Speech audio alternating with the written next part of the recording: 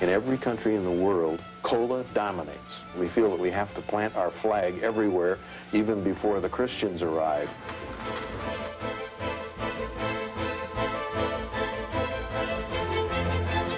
Cola's destiny is to inherit the earth.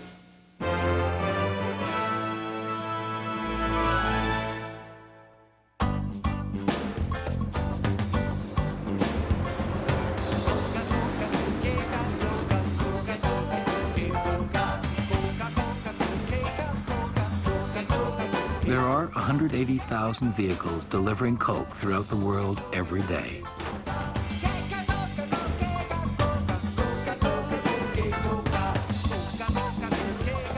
That sounds like a lot, but there are still cultures whose main beverage is, say, water.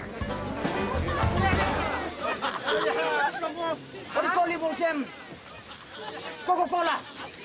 Coca-Cola, yeah. What is Coca-Cola, yeah? No. Hey. You only pass. Am I block him? You can throw more over him. Am I block here?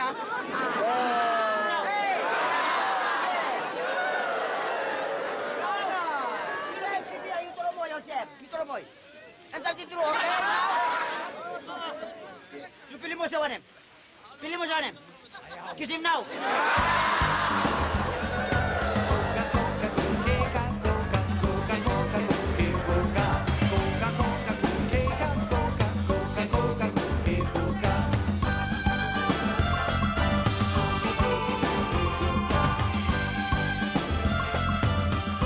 Coca-Cola is so successful, it can afford to sell its drink at very little profit, for a while.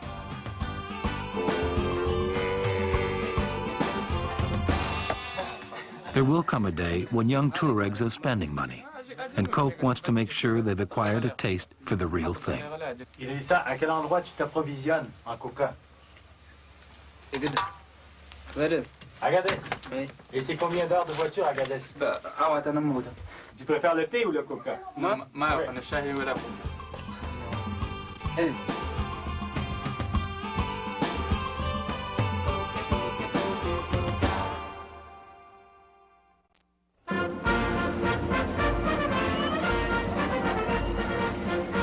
In Atlanta, Georgia, Coca-Cola and the Statue of Liberty celebrate their centennials. Over the century, both have become world symbols of freedom and the American dream.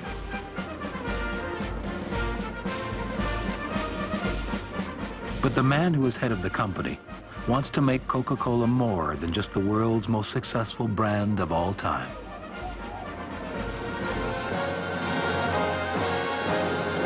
Ladies and gentlemen, the chairman of the board and chief executive officer of the Coca-Cola Company, Roberto C. Goizueta.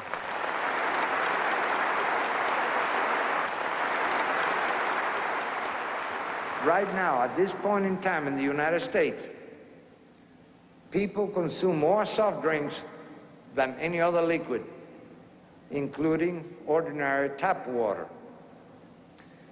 If we take full advantage of our opportunities, someday, not too many years into our second century, we will see the same wave catching on in market after market, until eventually the #1 beverage on earth will not be tea or coffee or wine or beer.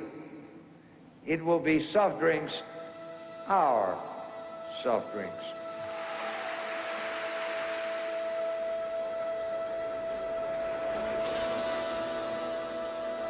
By 1996, Goizueta's dream is on schedule. Coke is the #1 soft drink in the world. Coffee, tea, and wine are the company's next targets. This year, Coke is pouring millions of dollars into the Olympics to be held in Atlanta. And at the torch rally leading up to the Games, the Coke logo is as visible as the Olympic rings. Thank you very much. Good evening, everybody. Coca-Cola is honored to be the presenter of the 1996 Olympic Torch Relay because it allows us, together with the Atlantic Committee for the Olympic Games, share in the Olympic spirit with more people than ever before. And that's what you're seeing here tonight. sharing of community, which is what the Olympics truly represent.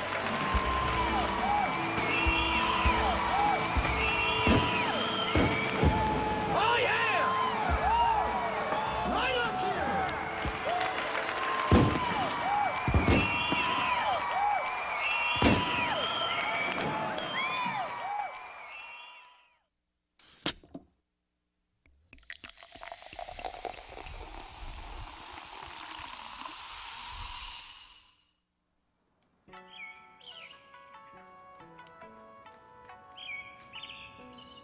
Since the 4th century, the Chinese have been cultivating tea. Tea is as important to them as wine is to the French.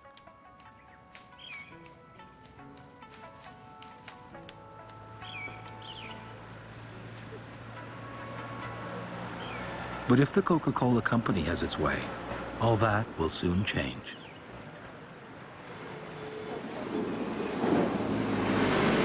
Coca-Cola isn't new to China.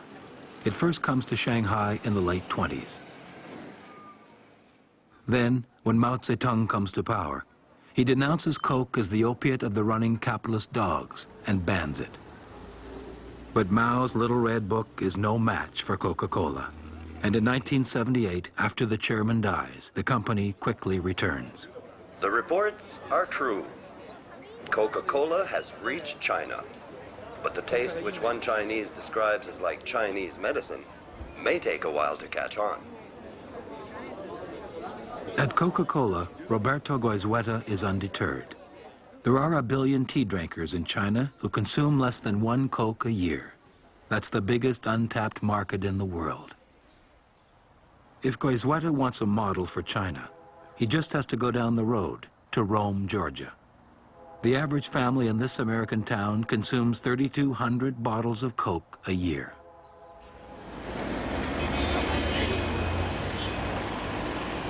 Coke would love to sell every Chinese each year what the Rome Georgians drink in just one day. But in China, there's a problem brewing that even for Coke is a formidable challenge. In Asia, Coca-Cola faces tea cultures. There, the drinking of tea is a serious problem to them because every time someone drinks a cup of tea, they're not drinking a bottle of Coke. So that the aim for Coke is selling beverages, but to do that, they must make war on other beverages, and that engages them in an inadvertent cultural war, which will look very much like a new form of imperialism.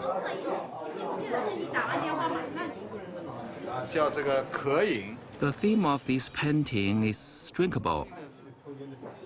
Chinese people drink tea,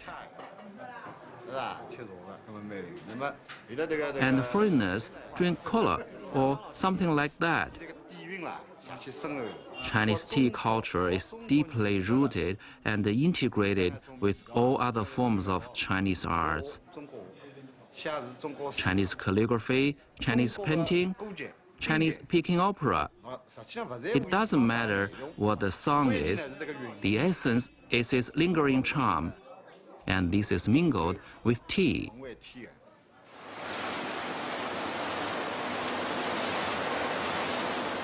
To reach its target, the Coca-Cola Company is investing $500 million and building 23 bottling plants across China.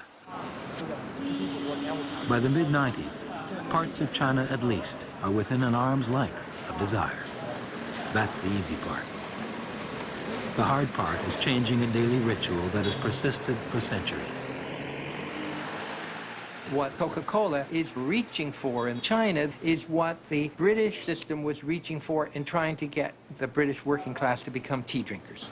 It's that kind of thing. They're trying to make a change in the schedules of their day, in their habits at home, in their domestic patterns. And once they did that, of course, tea spread throughout the whole society. To spread its message, Coca-Cola is using the same marketing techniques banned during the Cultural Revolution. And it's targeting the part of China to whom Cultural Revolution means something quite different today. The kids.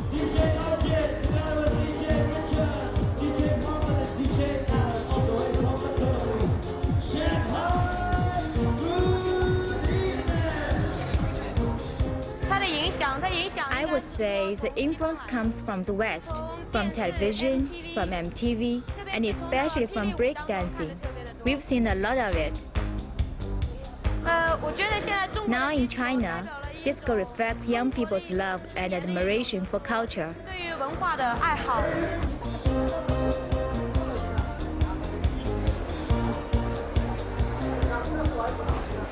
As elsewhere, many Chinese youth buy into the idea that you can achieve happiness by consumption. That's a new idea for the Chinese. But then, it once was for the folks in Rome, Georgia, too.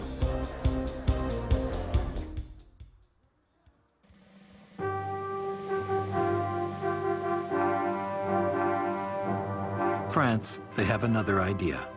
You can achieve happiness only in liberty. In the same year John Pemberton creates Coca-Cola, the French give the United States a statue dedicated to this belief. A half-century later, American troops transform the symbol into deed. They help liberate France.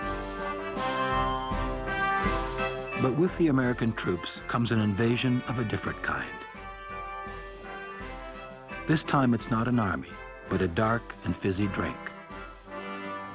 And it's threatening two of the things the French value most, wine and pride. The Coca-Cola affair enters just after the Second World War and becomes a cause célèbre. The whole affair of what was called Coca-Colanization, that is, the necessity that some French felt of resisting the entry of Coca-Cola into the French market. Now remember that at this point, the French have already absorbed jazz, they've absorbed Hollywood movies, they've absorbed Reader's Digest. All these things were coming at the same time. So Coca-Cola represents the rising menace of American mass culture.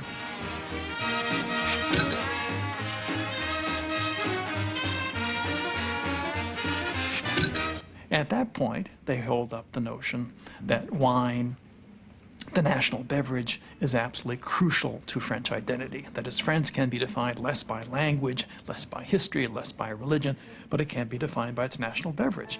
And where Coca-Cola is coming in is actually calling into question France's cultural identity. Sharing a bed with a shapely American bottle is just too much. The now raucous debate goes all the way to the French Chamber of Deputies. The culture minister accuses Coke of being addictive. He introduces a bill to ban it. Meanwhile, the Coca-Cola company comes in force to fight this. The Minister of Finance, the Prime Minister, the American ambassador in Paris were all involved in quieting this issue. And ultimately, Coca-Cola wins the battle. The French back away from this. After 1950, the ban is never implemented, and Coca-Cola comes to France irrespective of the Great Affair.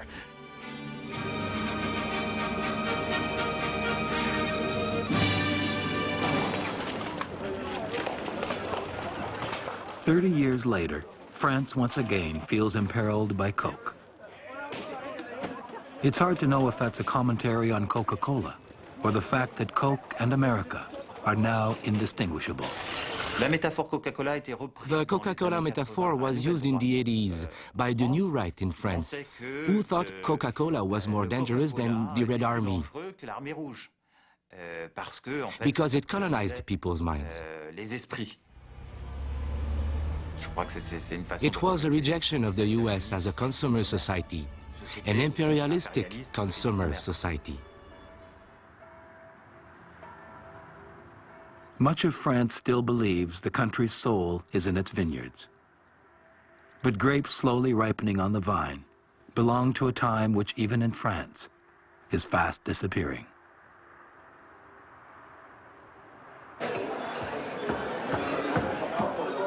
France is changing, and France is changing for the worst, culinarily. I don't think there's any doubt that French cuisine is going downhill, and that the reason for it is the impact of a different kind of social and economic system on France.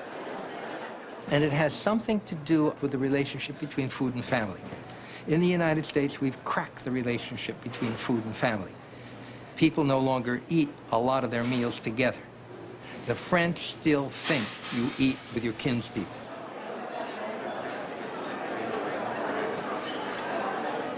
For me, wine is a subject of conversation and appreciation. You don't just up drink it down and it's over. No. Wine is culture.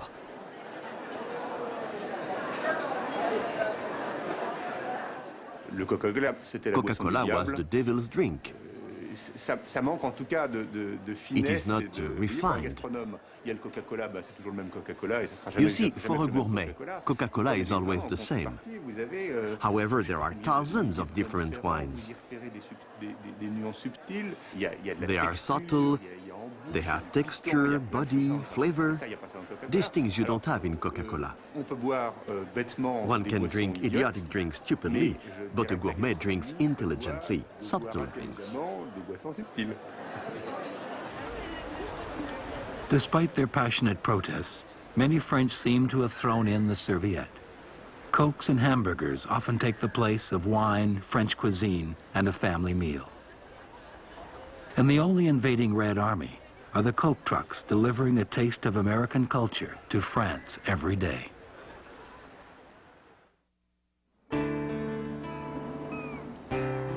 In America, cuisine occupies a different place in the national landscape. The crowning achievement may be the humble burger, greasy fries, and a Coke to go. Just don't tell a real American you got a problem with that.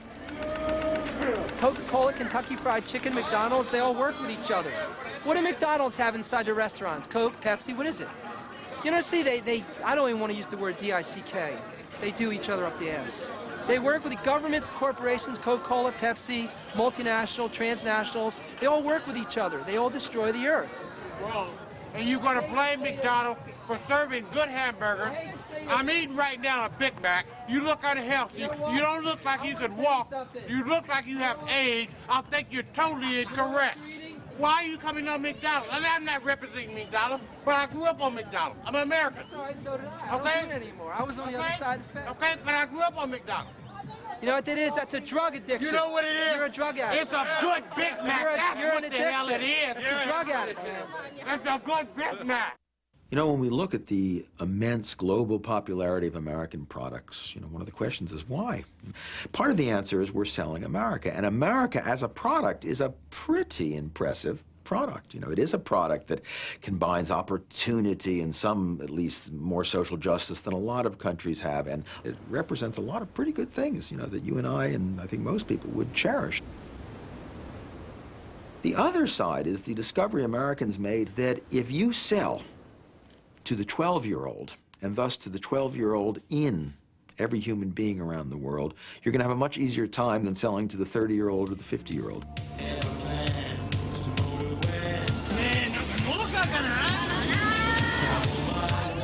Coke's appeal is to youth. Nobody does it better. And the best thing is, at least from Coke's point of view, kids everywhere are starting to speak the same language. Hi. Hi. What can I get for you? 4 Coca-Cola. Oh, okay, sure. そこには冷たいコカ・コーラが待っていた。 It can be argued that Coke, in a certain sense, represents the American dream because it's one of the most powerful symbols of our society and its achievements.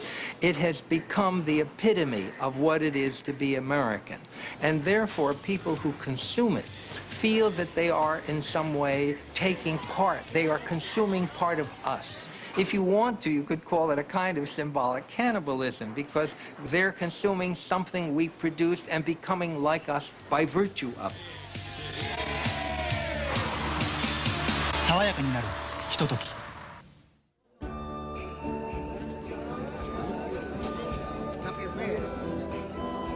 In Mexico, unlike France and China, the consumption of cola meets little resistance.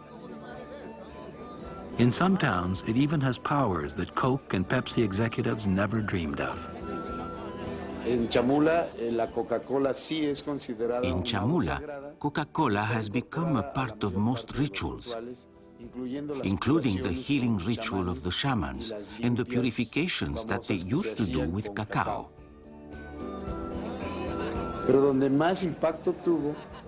it's had the most impact on indigenous communities where its influence has been so great that it's become a holy water.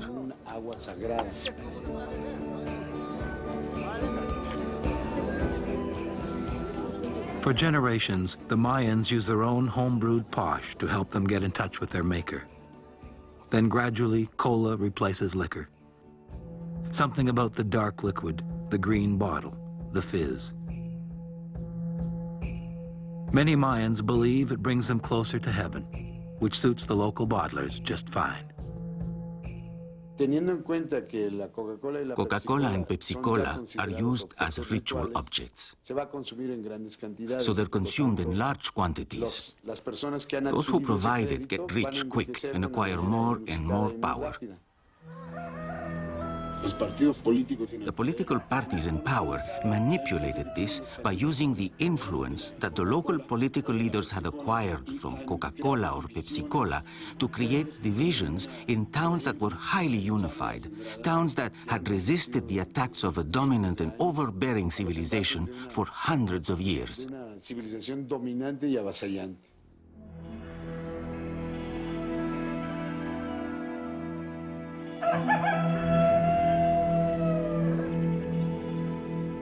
When we talk about the power of multinational corporations like PepsiCo and the Coca-Cola Company around the world, there's a tendency to think in political terms they don't really have much power because, after all, how many tanks does Coca-Cola have? How many troops can PepsiCo put in the field? But of course, modern power is not measured simply by hard power. It's measured in soft terms. The capacity to influence culture, the capacity to manipulate human psychology and human needs, the capacity to dominate a market. Then corporations, arguably, are among the most powerful entities in the modern world, in terms of soft power at least, perhaps a good deal more powerful than nation states. With a market value of $150 billion, the Coca-Cola Company is one of the world's most powerful corporations. From its headquarters in Atlanta, the company directs an empire of independent franchise holders, united under the most recognized brand name on earth. These independent bottlers purchase Coke concentrate, then bottle the drink locally. Coca-Cola always maintains it's just selling soft drinks and doesn't interfere with local politics. Sometimes this policy works. Sometimes it gets Coca-Cola into serious trouble. By the late 1970s, Coca-Cola ran into a problem which they really didn't want to deal with in Atlanta. Down in Guatemala City, some of their unionized employees who were trying to start a union, began to be murdered.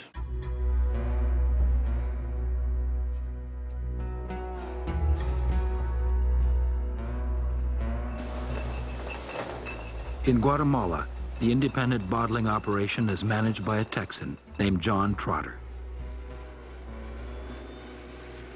Trotter does get involved with local politics, and there are three things he can't tolerate: Pepsi, communists, and unions. His own employees in the Guatemala City plant tried to unionize, and he told them not to do this, that this was communistic. He blamed it on the Pepsi people causing the problem.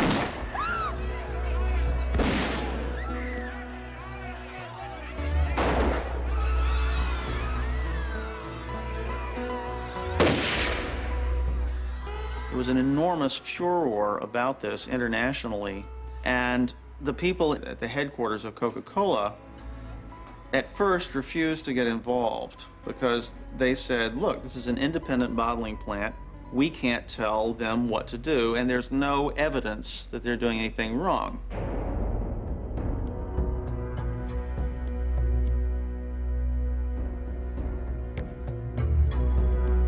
Sporadic violence escalates, more workers are killed, and still the Coca-Cola Company refuses to act.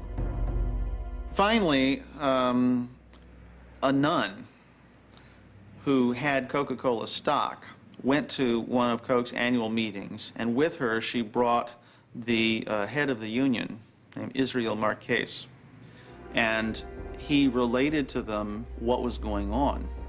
And he said, in Guatemala, the name Coca-Cola means murder. Religious investors took labor organizers from Guatemala with us to the stockholders' meetings of Coca-Cola. We spoke to the stockholders and to the board and to the management. These labor leaders told their story and told about the fear that they and their colleagues faced every day, the fear of being disappeared or killed.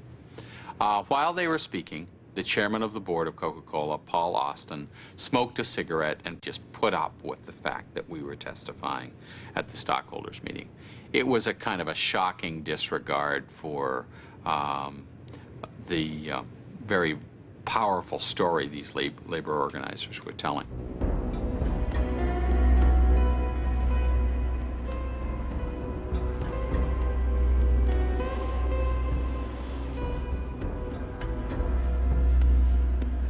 It wasn't until Roberto Goizueta came in 1981 that the situation was finally resolved.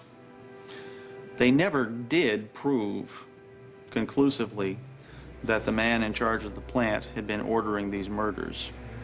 But they did help to buy him out. The company provided the money to help a Mexican bottler buy him out, and the murders stopped.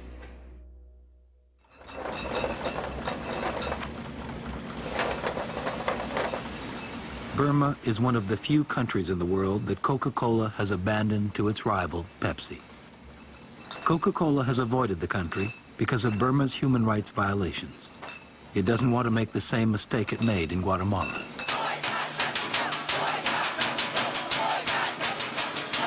After several years, the attacks against PepsiCo are becoming an embarrassment. Generation X is dumping the choice of a new generation. UW students and the Free Burma Coalition held a rally to boycott Pepsi this morning.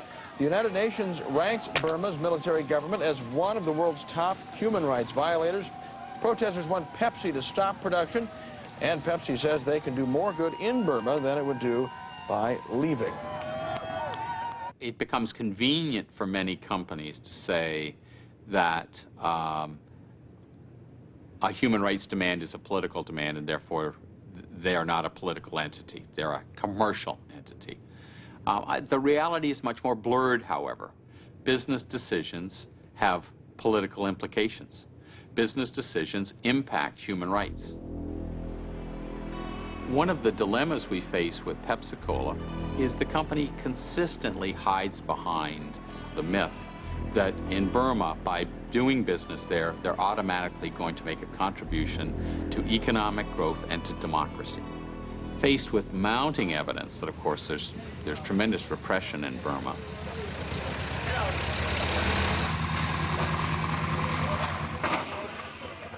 I have a different philosophy. I think that you will open up the society.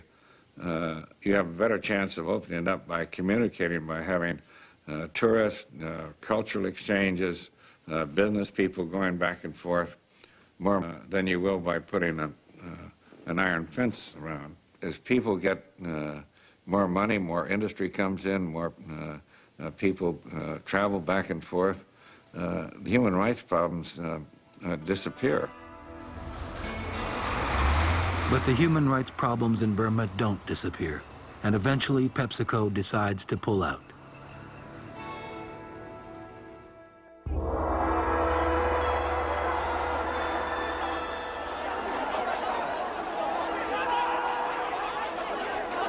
Human rights are also an issue in China. Both Coca-Cola and PepsiCo, as well as many other foreign corporations, are heavily invested in China in the early 90s.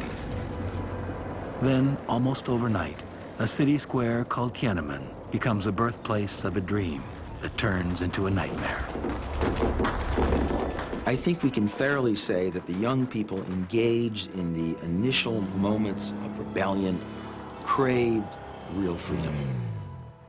But without question, they were also part of a worldwide movement of young people that had been seduced by the style of life of the West. So I think we have to say that the revolutions had dual purposes. They had civil and political liberty as their aim, but they also had consumer freedom and a lifestyle, shopping, in mind. But if we think that democracy is nothing but the right to shop, then I think we can say that China today is the world's greatest democracy. To that degree, the students in Tiananmen Square have been betrayed by their own yearnings to be consumers as well as citizens. My dream, I think, is make money to the degree that I don't have to worry about money. I don't ever need to think of money. So that's my dream. I think the dream is you can do anything you want. This point don't need to argue because it's a basic instinct. Basic instinct. I think in this society, in nowadays world, if you want to do something you like, without any limitation or something like this, you should have to money. I don't worry about the Americanization. Because you already have your own ideas. You have already grown up. But to the kids, we have the task to teach them something about our culture. We should absorb something good from other cultures. So the Pepsi, for example, Pepsi, I think okay. If the young people will taste it good, they can have it. It did bring something other than drink itself into China. Right. So if you like it, you will say, hey, he brings something new. But if you don't like it, oh, it's a cultural invasion. Right, right, yeah.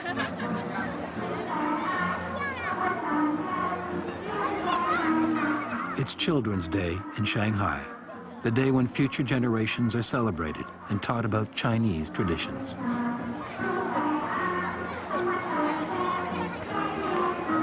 Since Tiananmen Square, much has happened in China.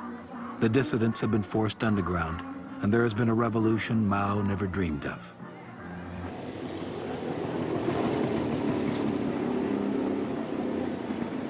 Now, the only visible conflict is between the two American cola companies, jostling for the biggest market in the world. In the market, the competition between Pepsi and Coca-Cola is very intense. It's there every day. I think of Coca-Cola as my opponent, like in the war. It's my enemy. I want to wipe it out.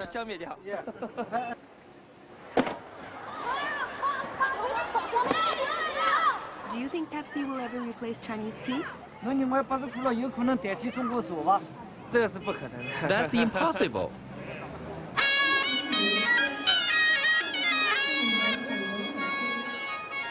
Right now, the average consumption in China is a mere 7 soft drinks per person a year, compared to over 840 in the United States. Even as the older generations continue to revere tea, China, with about 400 million young people, has become the next battlefield in the cola wars.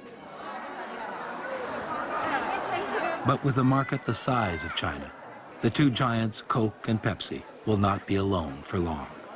There are other fish in the sea.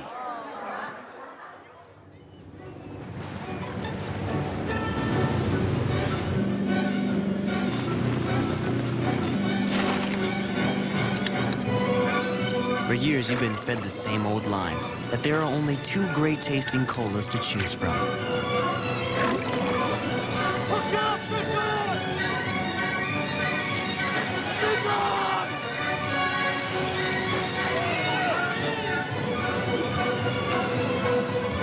Hey, you don't have to swallow that.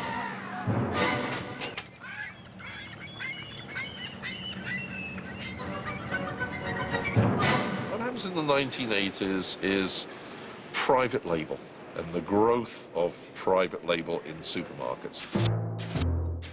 Then a gentleman called Dave Nickel arrived on the scene in Canada. And what he did is he said, if I make my private label products better quality and do a professional branding job with them, maybe I can carve out some of this large soft drink market. What we are selling is value. Value is a combination of both price and quality. And the samurai consumer today is not interested in polar bears drinking Coca-Cola.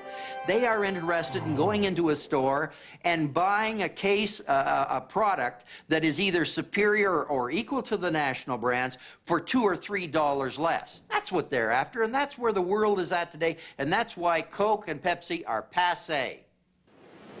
So he contacted a company called Koch Beverages, who purchased the old RC Cola capability, reformulated it, and started promoting what became known in Canada as President's Choice Cola. Coca-Cola and Pepsi-Cola ignored us for 2 or 3 years, and as a result, over the last 3 years, both of them have lost hundreds of millions of dollars. In fact, 2 years ago, in Canada, it became so powerful that private label supply from Koch Beverages took over as the second largest cola company in Canada. They say the secret formula to Virgin Cola is so secret that even the man that invented it doesn't know what it is. After his Canadian success, Nickel teams up with a British partner, Richard Branson, to create Virgin Cola, and Coca-Cola explodes. Coca-Cola was really, it's sort of like, used to be run like the Masters golf tournament, you know, an old Southern tradition, gentlemen. But today, gee, I think Boss Woodruff would really be annoyed because it's more like run like the evil empire. When Virgin came out in England with their Virgin Cola, Richard Branson, they ran full-page ads right across the country, which said, if somebody tells you that they've got a product that tastes like Coca-Cola, don't buy it. So, you've been drinking the same brand of cola for years. When along comes Virgin Cola. Yeah, Virgin Cola. Try dabbing a little bit behind your ears. You'll find it makes you Irresistible, so the opposite say. Virgin Cola is an immediate hit in England. A year later, Branson brings his cola across the Atlantic.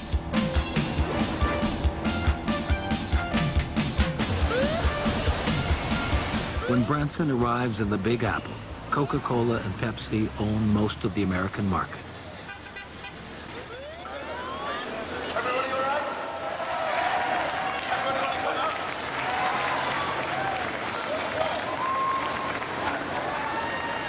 Dave Nickel couldn't be happier.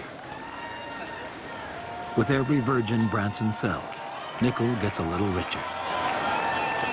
And the great thing about Richard is he gets all of this publicity and pays for just none of it.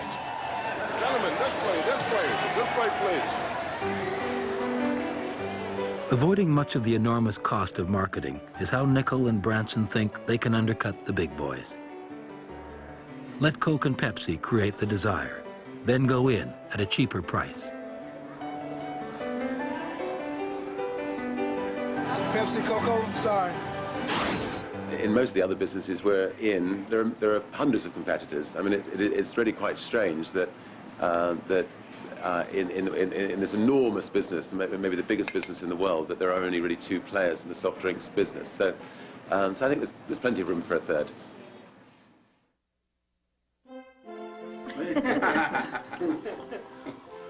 At the Ritz-Carlton in Montreal, a group of wine tasters are gathered. In a blind taste test, they will select the finest cola amongst the 3 top vintages in Canada. Right now, they are tasting cola number 1. The citrus notes were coming off for sure. You know, with the lime, maybe a touch of lemon. It's quite light in color. It's not very, very deep. A little bit of spice in it. First nose is a little bit spicy. You smell also caramel inside. Yeah, my baby. To me, you have only sugar in the mouth. Cola number 2. Number 1 was very cinnamon in the mouth. This one is more syrupy, although the bubble in the mouth is a little bit more aggressive than the first one. Lasts a little longer. I would rather have the second one to refresh myself. The first one for me is flat. I prefer the second one. Yes? Cola number 3. This particular can, all the gas was lost when he opened it. Yeah, I think so. The flavor of the lemon is only, I would say, volatile.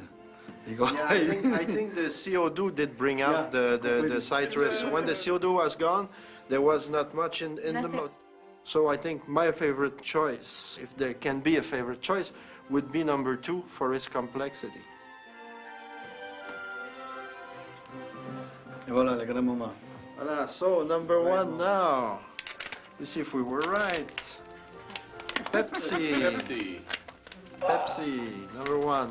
So, number 2 now. And the winner is... President's choice. President's choice. President's choice. So why pay more? Le deuxième, c'était mon préféré. Guess what the third one is? And the suspense for number 3 is, of course, Coca-Cola. Coca-Cola. Amongst the 3 colas, number 2 is the unanimous choice. Although President's Choice wins the taste test, it takes more than taste to win in the cola wars. Coca-Cola has spent a century building up its brand name and continues to pour billions into marketing and distribution. Think about what a soft drink is. A soft drink is something that refreshes you. You don't want to wait to be refreshed. I'm thirsty, I feel like a drink is the process. So the soft drink company's goal has been to have either Coke or Pepsi anywhere where you're likely to feel thirsty.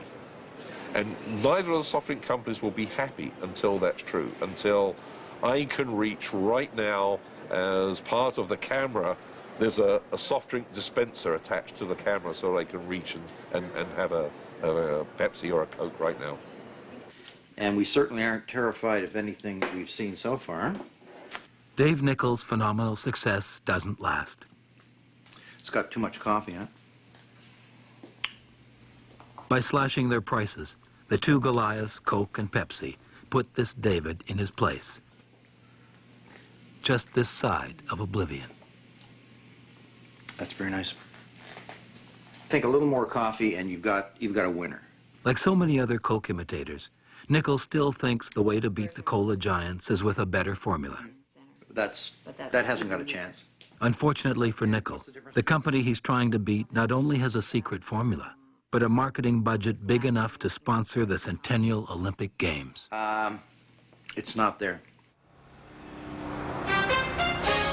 105.7 FM. If you don't listen to WGST, 640 AM. You'll miss the Olympics. Atlanta's official Olympic information radio station.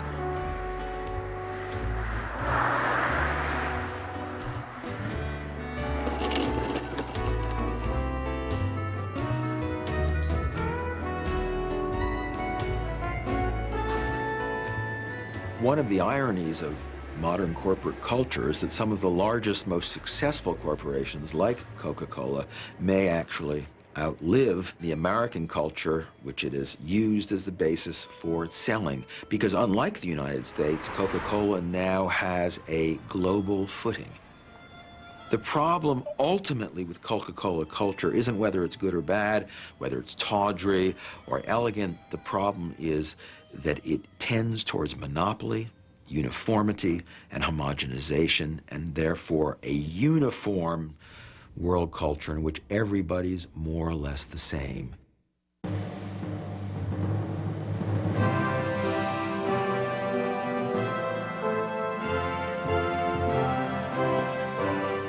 In July of 1996, the Coca-Cola sponsored torch that months earlier began its run across America nears its final destination.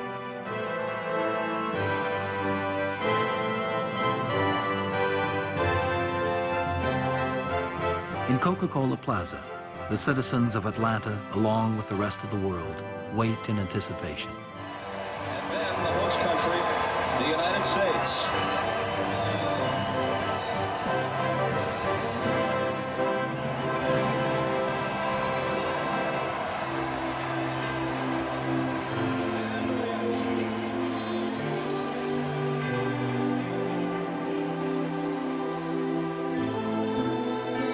Coca-Cola has spent hundreds of millions of dollars in advertising at the Olympics.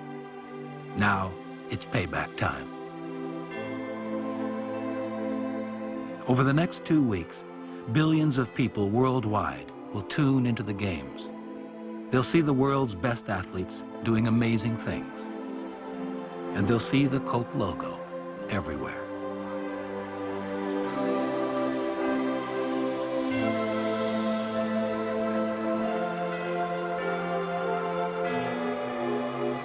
It's the greatest advertising orgy of all time.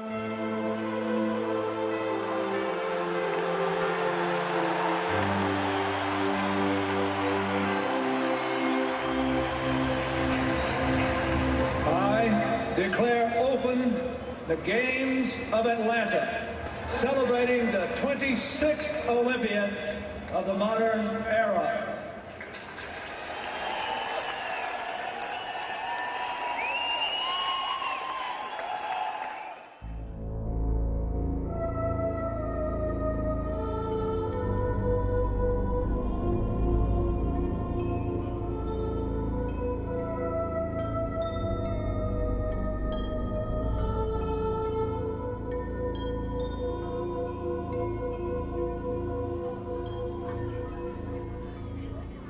Since the early days of the patent medicine men a century ago, thousands have tried to find the magic formula that would supplant Coke as the world's supreme beverage. Perhaps here, far away from Atlanta, in the back alleys of Shanghai, one of those dreamers is succeeding.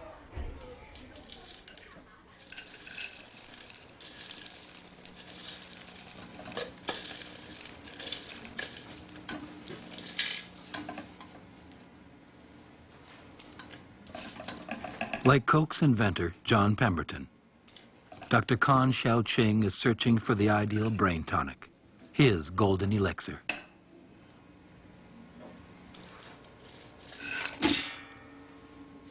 With dye flour, jade butterfly, spring chrysanthemums, sugar, and water, Dr. Kan is brewing a drink for the 21st century. It's delicious and refreshing, and it'll cure what ails you.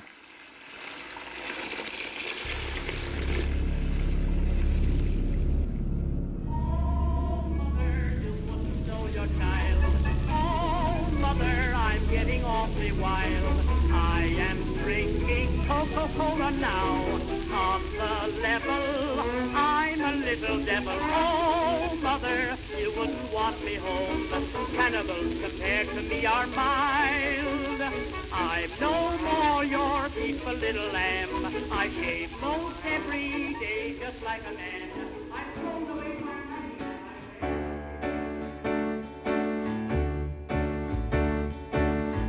As the Atlanta Olympics comes to a close, the Coca-Cola Company sees its investment pay off handsomely.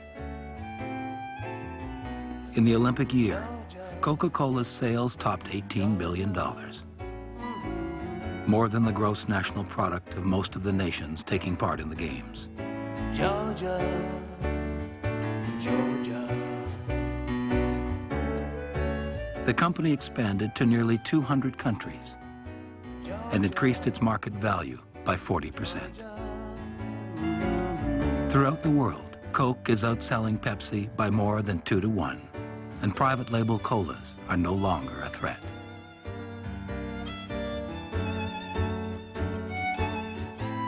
The year after the Olympics, Roberto Goizueta dies. He has transformed Coca-Cola from a successful American enterprise to a global empire. But Coca-Cola's unquenchable thirst is still not satisfied. There are 3 billion people in the world who prefer coffee, tea, or water.